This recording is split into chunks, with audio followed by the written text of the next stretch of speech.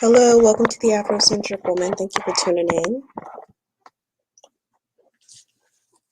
Um, okay, so I came on here to briefly talk about healing your codependency versus exposing the narcissist.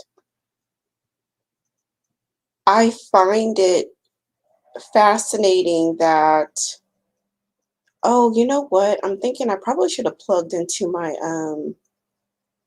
box instead of being on the Wi-Fi. My bad. Let me just apologize in advance for the janky audio because my Wi-Fi is not very stable, but hopefully most of what I say is caught. But nonetheless, I find it fascinating that people can spend an exorbitant amount of time exposing narcissists and calling out narcissistic traits, yet constantly find themselves victims of said narcissist. And it makes me believe, what are you learning? What are you learning? Or are you learning anything on the journey? Or are you just exposing for exposing's sake? I can stomach exposing narcissists, and I also feel like you should be learning how to move in life, how to navigate the world, and how to create healthy relationships. Hello, beautiful Mocha Mommy. I loved your live the other day. Was that yesterday? There's so much things that happen. It makes me feel like the days just are so long. Like one day feels like 2 or 3 days in one.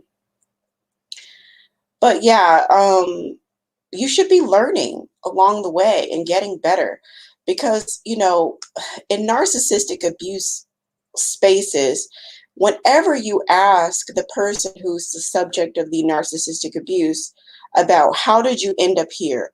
Why did you tolerate that for that long? When he threw something at you, like, why did you stay? What went on in your head? How did you rationalize that? I'm not asking that, or no one else is asking that in an attempt to make you feel bad about yourself.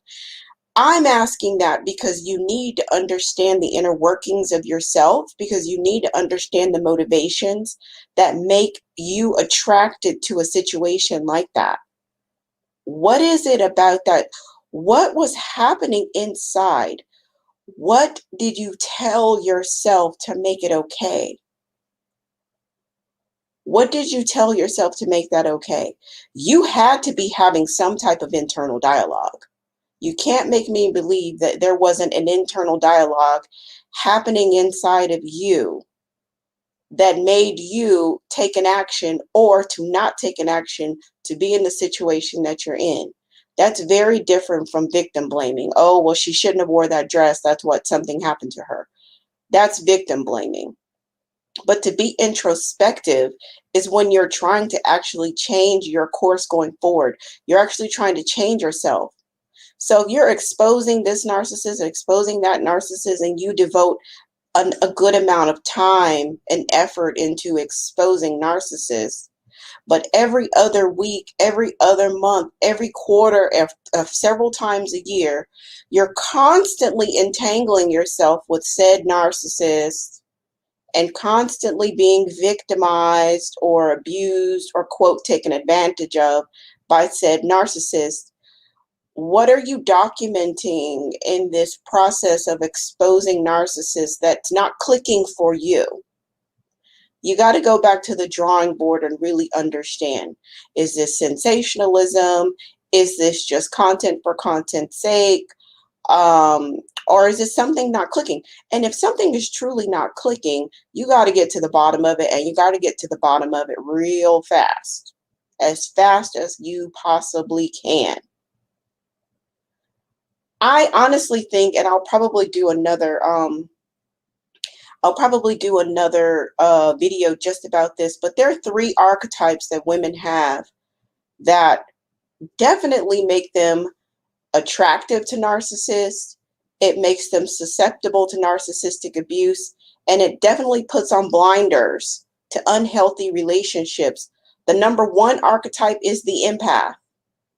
If you identify with being an empath, a super empath, an ultra empath, a universal empath, a Mother Earth empath, a holier than thou empath, a divine spiritual empath, whatever flavor of empath, and there's characteristics associated with being a self-proclaimed empath that make you tantalizing to abusive people, because they know exactly what to say to get you to let your guard down. They know exactly what to say to hit at your heartstrings, and you're already telling them that you're easy prey. The other one is, I'm looking for a twin flame,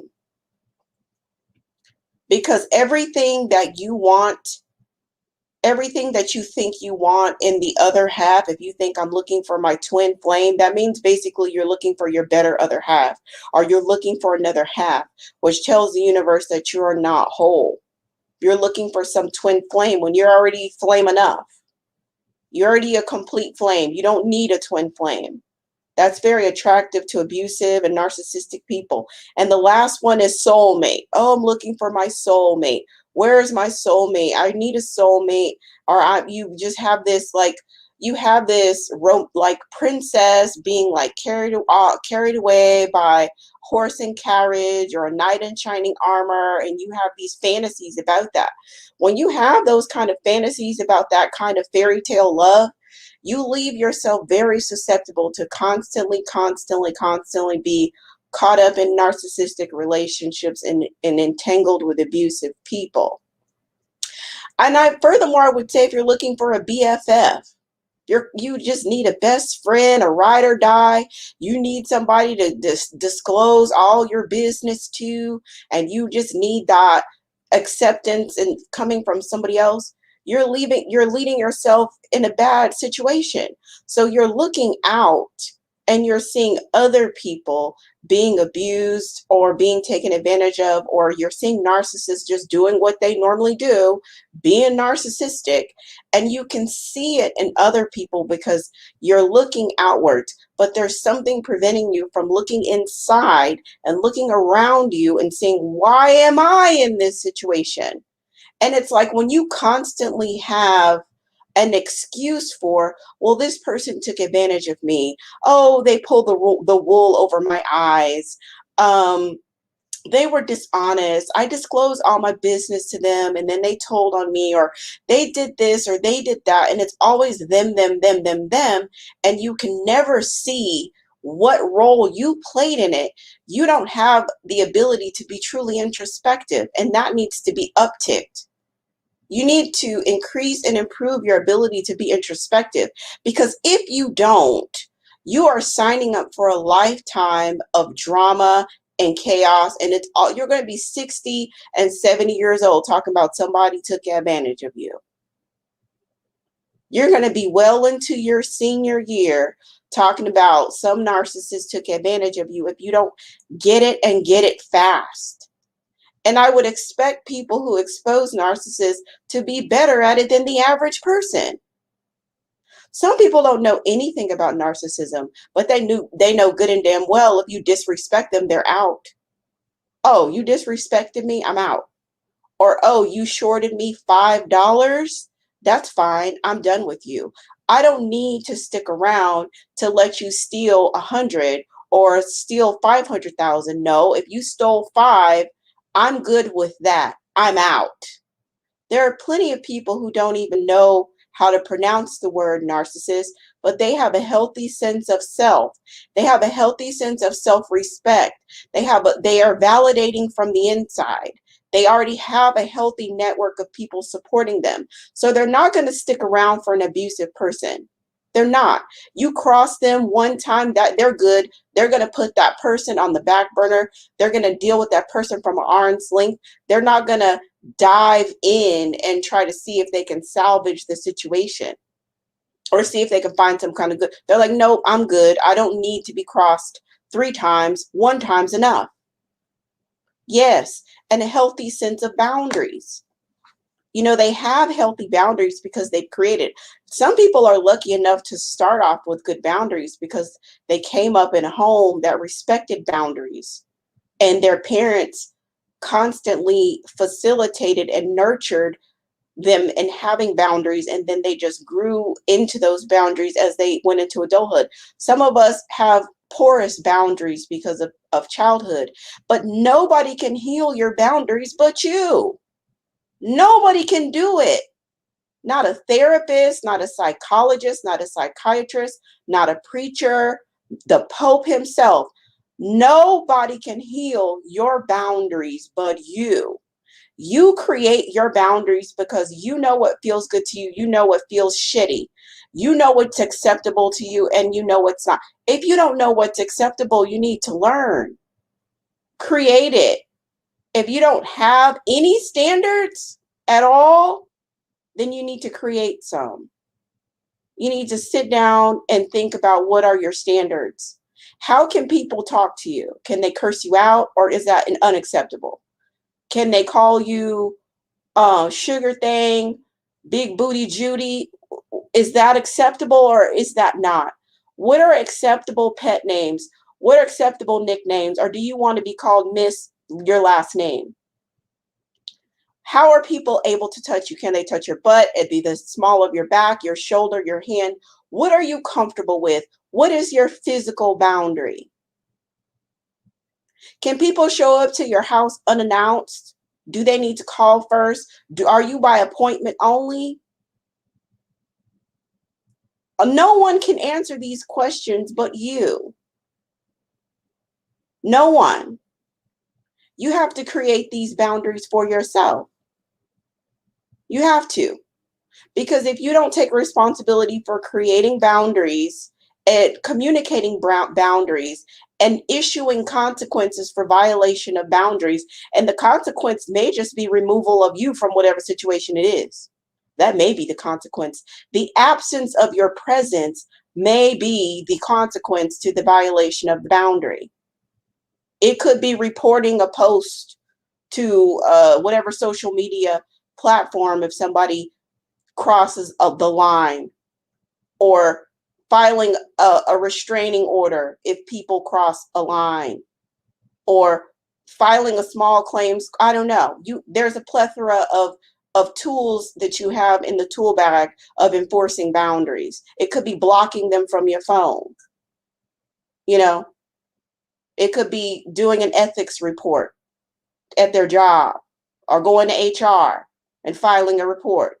Whatever the consequence is, you have to know what the boundary. You have to create your own boundary. You have to create your own standards. Because if you're constantly documenting and exposing other people, violating other people, but then you're every other quarter, you're in some big to-do, then that has to do with you. You're the common denominator in all of this. This isn't an invitation to beat yourself up. This isn't an invitation to feel sorry for yourself. This is an invitation to get to the root of the issue and get it cleaned up and fixed up fast. As fast as possible. So that you don't have to go through this cycle again and again and again and again and again. Hey, darling Ebony. Welcome to the live. I just wanted to come on here quickly and talk about the importance of healing codependency. It's an internal thing. And identifying with being an empath or the other half of a flame or looking for a soulmate, it makes it harder to heal codependency. It makes it harder. It makes it a lot harder. When you're constantly you know what kind of gives me, like when people are always worried about what other people think about them. When people worry about what people say about them all the time. No one's allowed to slander my name, or, oh, they're talking bad about me. That gives me an indication something's going on with you. Which one are you? Are you like too codependent? Are you a narcissist? who's both of them are regulated from the outside. Both of those spectrum, they're opposite sides of the same coin. They're opposite sides of the you. Do you think I lose any sleep about what anybody says about me? I give what you call zero shits. When I say zero, I mean zero. I don't care. I sleep good at night, whether you cuss me out from the bottom of your soul. I sleep good at night, whether you call me Queen, Mother, Divine, whatever of the universe. I'm going to sleep good either way because I know who I am. I don't need to be validated from the outside. It's nice if it's good. Hey, that's great. Who wouldn't like a compliment? That's sweet, and I'm grateful. Especially if I can bring any type of value to somebody's life. I I'm grateful for that. Thank you. I appreciate it. But nonetheless, I'm validated from the inside. I'm self-validating. I know who I am. I know why I'm here. I know what I'm doing. I'm happy with my life. I do what I want to do. If I'm somewhere, it's because I want to be there. It's because I want to be there. If I'm spending time with somebody, because that's what I want to do. I want to be spending time with them. I pretty much do what I want to do, which means I own my actions. If you're constantly, this person made me do this and I was manipulated to be there and I didn't know and I didn't want to go to that party, but and I felt I had to, that's on you. You need to get your own codependency under check so that you don't end up in situations that you don't want to be in. Spending time with people that you don't mean to spend time with. Getting caught up in situations that you don't want to be caught up in. And then and then explaining yourself to complete strangers. That's another indication. When you sit up here and think that you have to explain what you did and what you didn't do to complete strangers, like there's some type of effing jury on your life, listen, you're the only person that has to live with the consequences that you do. Nobody, you go out and you do this and that, you're going to serve your own time. You go out and you do this, you deal with, you're holding your own L's. You don't have to explain anything to anybody about anything because people are going to think whatever they want to think anyway. They're going to think whatever they want to think anyway. That desire to explain yourself, whether it be to some man you're dating or to explain yourself to complete strangers because you need to justify your actions and you need to explain and whoop, that's an indication that your codependency is flaring up. It's flaring up. When you can't just stand in what you do and live your life and do what you do. Don't let nobody take you off of your course. If you didn't come on here to explain why you do this and why you do that and what relationship failed and which one succeeded or who was right and who was wrong and you were right and here's why you're right and you need people to agree with you, it's flaring up. It's flaring up. And you have to be aware, when is my codependency flaring up? And it's not even just enough to say, I'm triggered by this, I'm triggered by that, I'm triggered by this. You control the triggers too. Did you know that? You control the triggers. Because sometimes people, especially in the narcissistic abuse awareness, they go from narcissist to being completely alone, to narcissist to being completely alone, to narcissist. They don't have an in-between. They don't have I just have some healthy relationships. I have healthy relationships. I don't feel like I'm being taken advantage of. I'm not afraid to connect with people. I'm okay. I'm in a balanced place. It's either huddle together with a group of codependent empaths, or I'm completely alone, or I'm dealing with a narcissist. You got to find how to create healthy relationships, and nobody can do that but you. I'm like, wow, how can we not be learning? You got to learn as you go. get better with time. Because I know before I knew what this thing was, I was just more so confused by people's behavior than anything else. Like, wow. Narcissism is confusing if you don't know what it is. You're like, why did that person do that? Like, why would you say something so cruel? Or what are you trying to get? Or you'll just be completely naive because you don't realize that someone is manipulating a situation. I get it. If you don't know, you don't know. And that's why we need as many people to wake up to this situation as possible. And that's why I like the quote exposing. I mean, I like aspects of it because I think we need to raise awareness, but I just wonder about the missing piece. Like, you can be exposing and not learning at the same time. And that to me is fascinating. You could be exposing narcissism and also simultaneously not learning anything. It's almost just like watching these narcissists on reality TV, because most of these grandiose personalities, they're on these shows because they're narcissists. That's how they have enough grandiosity to be entertaining to the, current, what do you call it, appetite for that type of showmanship, I guess you would say. Like, it's appealing to some people to see the grandiosity.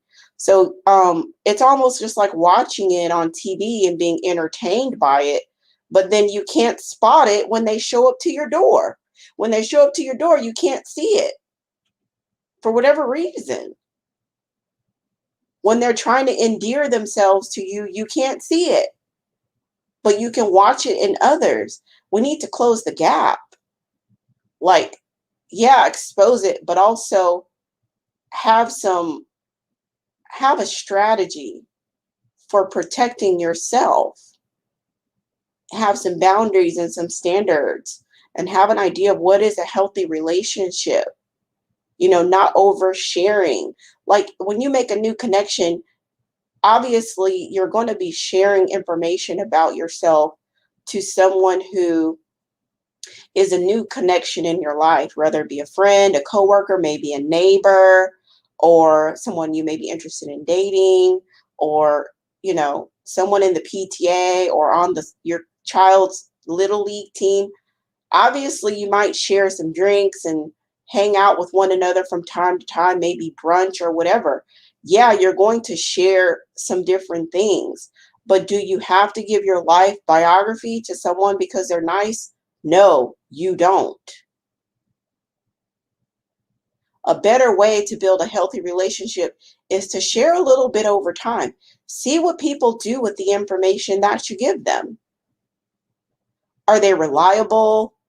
Are they trustworthy? Are they stable? Right? If you observe them falling out with everybody every other week, if they're sitting up talking to you and gossiping to you about other people's business, then you can rest assured they're going to be gossiping to someone else about your business. You need to be responsible for that.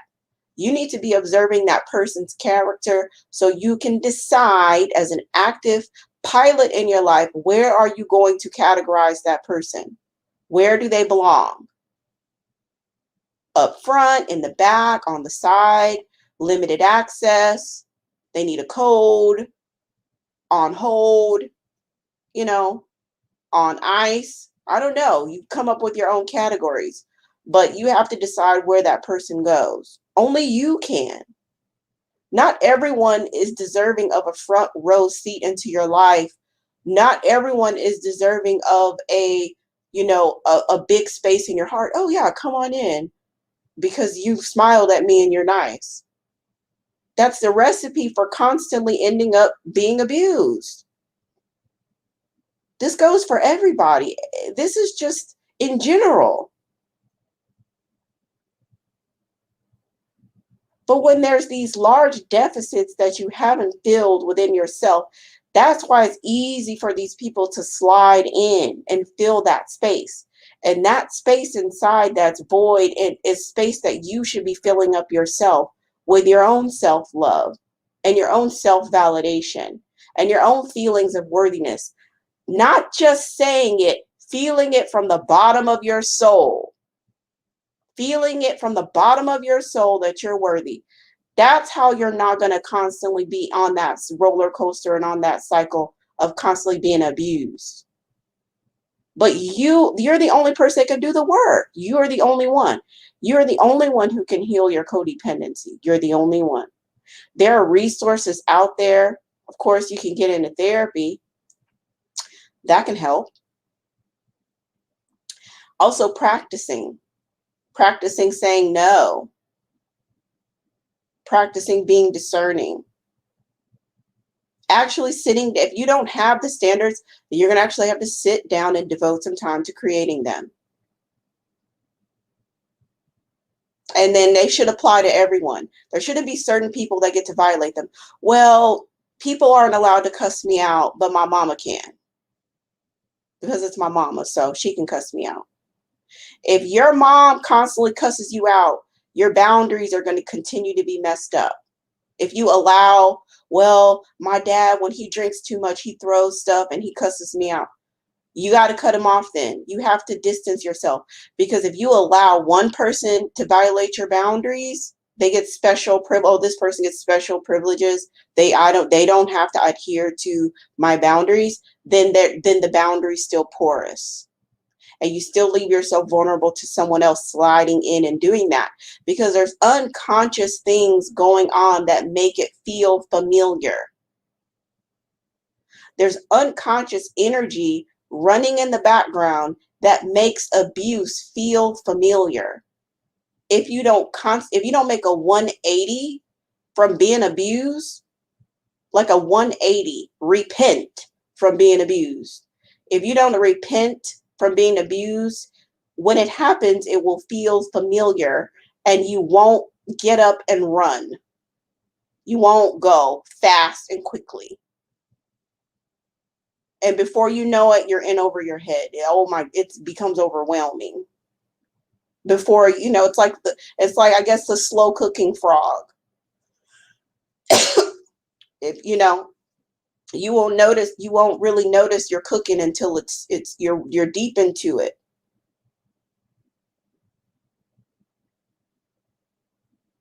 I'm trying to heal from codependency. It's terrible. Well, you can do it. I am doing it. And it still flares up. I think the most important thing about healing from codependency is knowing when it's flaring up.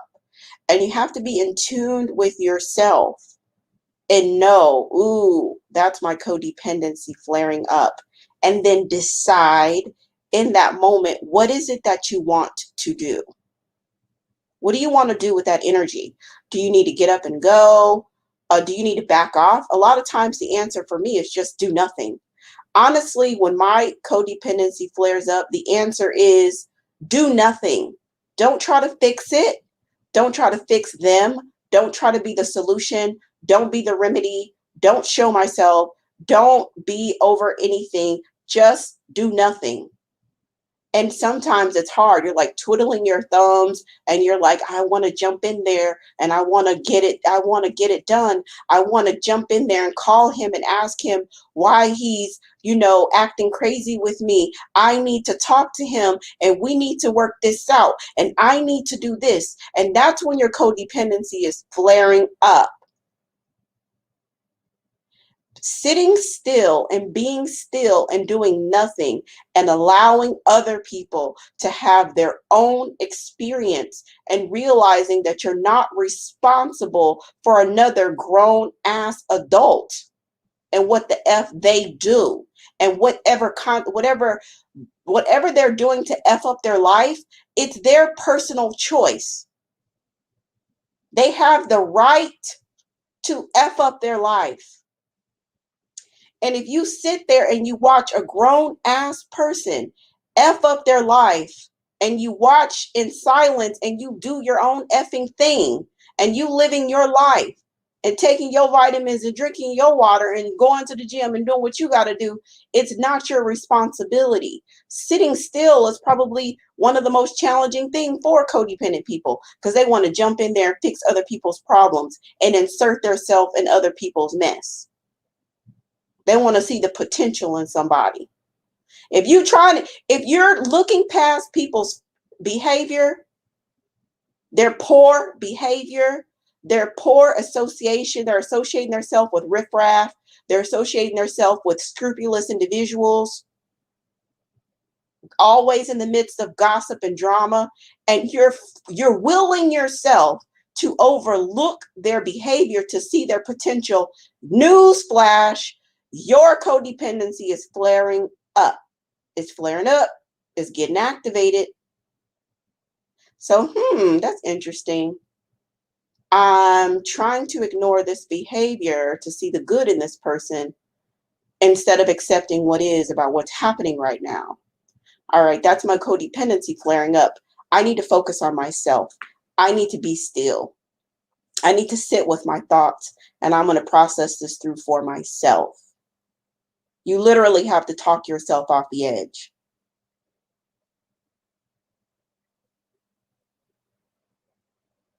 Trying to stop caring about what other people think of me. Why don't I give a shit about what people say about me? That's an interest. Why don't I give a shit? I don't give a shit about what people think about me because I validate from the inside. I know who I am. I appreciate myself. And I know why I'm here. I know what my mission is. And in business, in YouTube, as a mother, I know what my mission is. As a woman, I know what I'm here to do, and I know the type of life I want to live. So I think that the key to not caring about what other people think about you is to create a mission for yourself.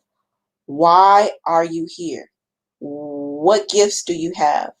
It can be something as small as you have a beautiful voice, you tell good jokes, you are good at designing something, or you're good at creating art, or whatever people all constantly compliment you on, or whatever people appreciate about you. That will give you some indication, and whatever brings you joy. It could be writing, whatever. And then figuring out, how is that gift going to serve humanity? Why are you here? That's your mission. Your mission is not to care about what other people think about you. Your mission in life is to allow your light to shine. Whatever is dimming your light, to clean it off of your light, to burn it off of your light, to get it off of your light, to prevent it from stopping you from shining. What can you do to allow your own light to shine? When you get lit up and you have joy and a spark in your eye, when you laugh till you cry, when your stomach hurts, where you feel alive, and focusing on that. Because when you're filled with joy and you're serving humanity with the mission and the gifts that the goddess creator gave you, those are your gifts to do with them what you will. Allowing your light to shine, feeling and appreciating yourself and the intrinsic beauty that is in you, your unique beauty that nobody else has, every follicle on your hair, your toenails, your feet, your skin, your bone structure, everything about you, taking the time to love it individually and as a whole, surrounding yourself with people who love and appreciate you, who are also mission driven. Then you tend to care a lot less about what people think about you. Now, I will say this, the older you get, the easier it gets. The older you get, the easier it gets to not give a shit, really. By the time you're in your 40s, you really just don't care you really just don't care. You're in your 20s, you're a lot more insecure. By the time you're in your 40s, you don't care. You will just do what you want to do. You be traveling and doing what you want to do. You don't care. If you experience enough heartbreak and disappointment or not, you just seen enough life. When you experience enough life, you just stop caring what people think about you. But I think that if you can fast track that and not waste any time, the faster you can get to not caring, the better. Or maybe if you care a little bit, but try not to care too much. You have to do what is right. Sometimes I inconvenience people because maybe they want me to do something and I don't want to do it, or maybe I'm too slow doing it, or maybe I don't do it to their standards. Maybe somebody doesn't like my audio. Maybe somebody doesn't like my clip art or my thumbnails. I don't know. They don't like what I do. That's fine. I didn't create this video to please you. I created this video because it was what I wanted to do. So you can think whatever you want to think about the video. I did the video with the intention of doing what I want to do. This is what I want to say. I'm expressing myself. That was the purpose. Nowhere did I get up this morning and think, hey, let me wake up this morning, get dressed, and there's a random person on YouTube and I want to please that person today. I don't think about that. I really don't think about that. I think about, what do I want to do? If somebody likes what I'm already doing, perfect. I love it. That's how you find like-minded people.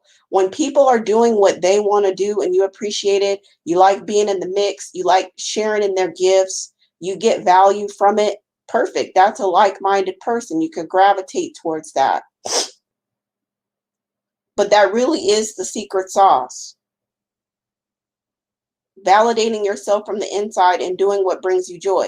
If you do something because someone asked you, you really don't want to do it, you're selling yourself short.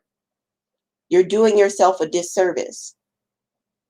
Now, when I inconvenience people, or maybe they're irritated because they're like, oh, come to my kid's birthday and it's weird and I don't want to go. Now, am I not going to the kid's birthday because I want to be an evil bee? Or is it just that that's not what I want to do? That's just not what I want to do. I'm not hurting anybody by sleeping in. You know what I'm saying? I'm not hurting anyone by sleeping in. No one's losing because I'm sleeping in. No one, you know what I'm saying? Even if they're like, oh, can you pick up ice cream because I forgot it? I mean, at the end of the day, if I can do it, I can do it. But if I can't, I can't. And I'm not going to do anything I don't want to do. Does that make me an evil person? I don't think so. That's how I live my life. You know when people intentionally do evil ass shit. You know that. Some people do evil things on purpose. They do. There's a difference between living your life, and sometimes by living your life, this is the thing you have to understand. Sometimes living your life the way you want to live it, you will disappoint other people. You're going to let people down. You're going to inconvenience people. People are going to be irritated with you. People might even say you're weird, or you are, especially other codependent people. They may say you're weird because they might be mad because you're enforcing your boundaries and you're doing what you want to do, and they don't have the courage to do it. So they may disparage you. But that's how I live my life. I do no evil. That's just my motto. That doesn't mean I'll never promise anybody that I will not inconvenience you or somehow disappoint you.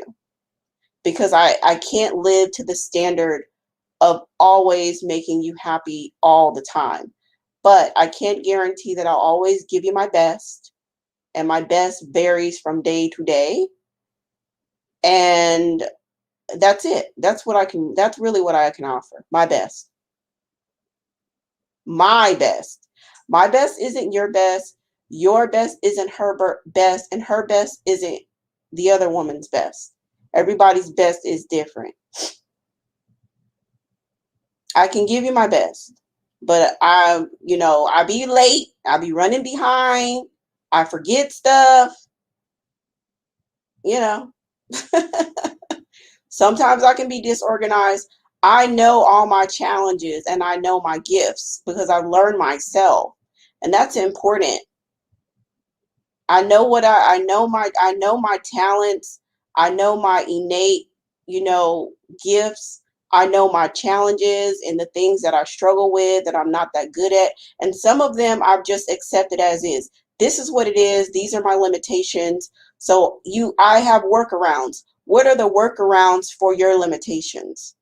You don't have to be perfect in everything. You don't have to excel in everything. That's why you have the talents that you have. Do you think that some of these engineers who are great at coding and can create all these programs and artificial intelligence and stuff, some of them cannot even give a presentation to a group of 10 people? They don't have that skill. They're not charismatic. They cannot hold an audience. They're socially awkward. And do you think that companies aren't going to hire them because you have to be good at math. You got to be good at public speaking. You got to be good at HR. No, companies hire different skill sets for different things. Do you think that these physicists and engineers are going to beat themselves up because they're not super charismatic? No. They're going to make money on the skill that they have, and that's what you have to do too. Don't beat yourself up because you have some skills, you're good in some things and you're bad at other things, or you don't have those skills developed or whatever. Come up with a workaround. Come up with an alternative way to get by in life, or come up with an environment, get into an environment that's going to appreciate the skills that you do have. Don't try to fit a round circle into a square peg or vice versa. Go find your tribe, find your place, find your people, find where your talent will be appreciated and well compensated, right? So that you can offer the best that you have to the world. Everybody has some gifts and talents. And it may be even something that you take for granted. Something that you think is so silly. And that might be your moneymaker right there. Oh, this little thing, that's not a big deal. And before you know it, that could be the one thing that is either a moneymaker or helps you find a tribe or helps you connect with other people or helps you build up your confidence or whatever. It doesn't matter how small it is. It still matters. And you matter. The more you know that, feel that, and grow that, the less you care about what other people think. And the less susceptible you are to being taken advantage of by narcissists. Because one dangerous thing about empaths, they think, oh, negative people are always attracted to me. Negative people, I'm always surrounded with negative people. People are always out to get me. If you keep saying that over and over and over again, and this is another thing that I don't get that people do, especially on YouTube, people greet their adversaries. They welcome their adversaries. They welcome people who they know, don't like them, and people who, what's the word, despise them and they're like, oh, I know that there are trolls in here. They acknowledge the trolls. They acknowledge the adversaries. They will, hi, adversaries. Why do you keep greeting these people? Because you're sending a message to the universe that you're welcoming them. Anybody that you greet and acknowledge are people that you're welcoming into your life. Anybody like that. I have a few little negative comments, but to be honest, in comparison to other channels, it's a lot less. Because I don't engage. I don't engage with that negativity, and I don't welcome it. I want like-minded people. And if you can benefit from it, come on through. If not, I understand. Find your tribe. No love lost here. But yes, a lot of empaths constantly think that they're attracting bad people to them, or everybody's attracted to them, not understanding that everybody is out here roaming around in the world doing them. What are your boundaries? That's the real question. It's not about who's good and who's bad. It's not about who's doing evil and who's doing good. It's about what are your boundaries. Because when you have good boundaries, it doesn't matter where you go or what you do, you're going to know when to pick up and go or when to stay.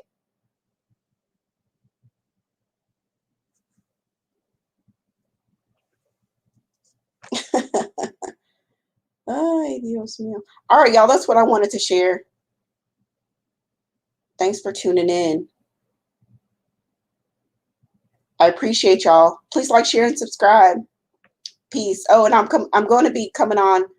I'll be coming live again later this evening. So set a reminder. You can find that video. All right, peace.